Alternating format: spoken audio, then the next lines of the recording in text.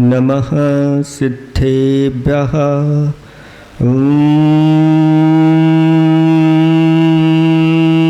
नमः सिद्धेभ्यः।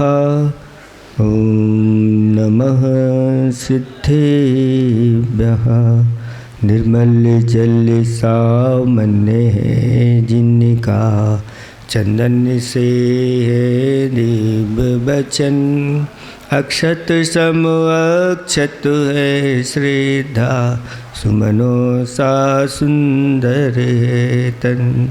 नैवेद्य चरित्र जान है दीपक, बसु विधि करते धूप दहन। ध्यान सुफल है अर्घ्य समाधि, मुनिवर तुमको नित्य नमन।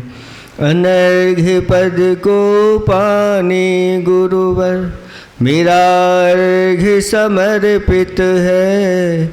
एक जीवन क्या सौ सौ जीवन, गुरुवर तुम्हें समर्पित है। ऋषिवर तुम्हें समर्पित है। देवादिदेव विख्यात कैवल्य कमलापति आदि ब्रह्मा आदिनाथ भगवान की। देवादिदेव विख्यात वर्तमान शासननायक महावीर भगवान की। परम उपकारी परम पूजिक स्वाट आचार्य प्रवर गुरुवर श्री विद्यासागर जी महामुनिराज की। परम पूजिक स्वाट नवाचारी श्री समय सागर जी महामुनिराज की। 3 कम 9 करोड़ मुनिराजों की।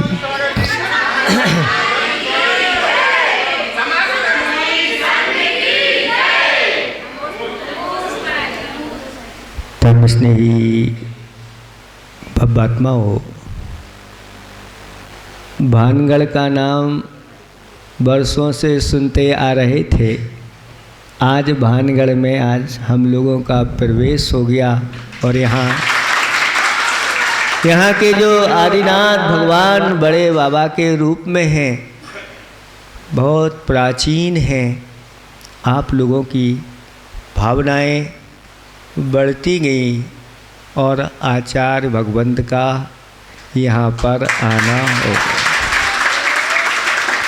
ऐसे महान संत जिस धरती पर अपने चरण रख देते हैं, वह धरती तीर्थ बन जाती है।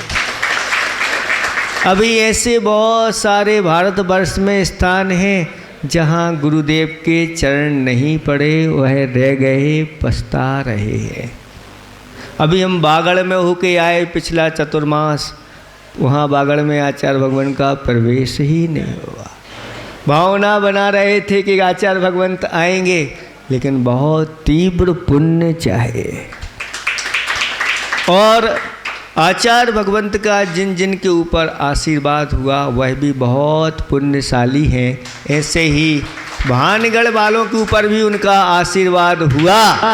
और जब यहाँ पर आचार्य भगवंत आए और आप लोगों ने एक भव्य भावना अपने अंदर संभाली कर ली कि यहाँ बड़े बाबा का एक भव्य जिनालय बनना चाहिए।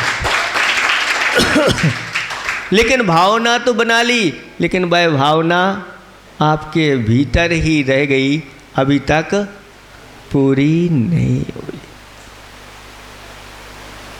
लगभग 5 वर्ष तो हो गए होंगे। उस समय आप लोगों ने भावना भाई थी, लेकिन कारण क्या है आप लोग स्वयं जानते होंगे। लेकिन अब वो समय आ गया है जब आप लोगों के लिए उस कार्य को आगे बढ़ाना है। संकल्पित होकर के, सबको एकजुट होकर के, एकता में बंध करके, कलऊ एकता बलम। कली काल में एकता ही बल है, और जहाँ एकता हो जाती है वहाँ बड़े बड़े कार्य अपने आप सहज और सरल हो जाते। आप लोगों के पास ऐसा कुछ है नहीं कि आपकी क्षमता नहीं है, क्षमता आपके अंदर बहुत है, बस उस क्षमता का हमें उपयोग करना है।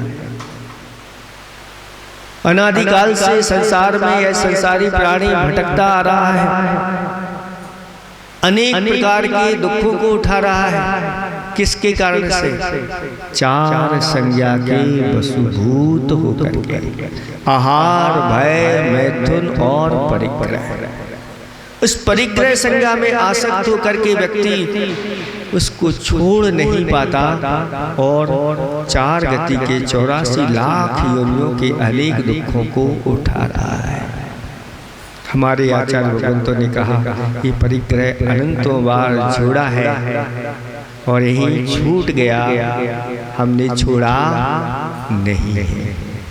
लेकिन एक बार अगर हम छोड़ते हैं और थोड़ा सा धन अपना ऐसे जिनेंद्र भगवान के चिन्हालय बनाने के लिए करते हैं, उसके लिए यहाँ से स्वर्ग में जाता है और वहाँ सोने के स्वर्ण के विमान उसको मिलते हैं, रत्नों के जहाँ किवाड़ जड़े रहते हैं, ऐसे वैभव से युक्त होता है और आगे जाकर के वह संसार के सर्वश्रेष्ठ सुखों को प्राप्त होकर के एक दिन उसके भी पंच कल्याणक हो जाते हैं। ऐसे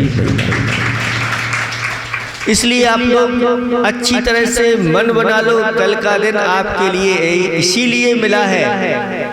विमान तो एक बहाना है। 2-3 साल से आप लोगों के विमान जी नहीं निकल रहे थे, महाराज रुके।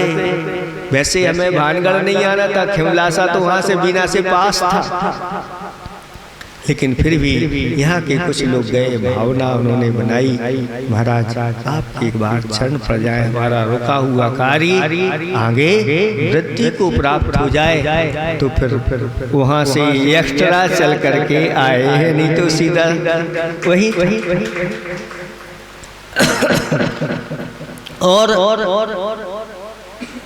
इस विमान जी में हम लोगों का सानिध्य रहेगा।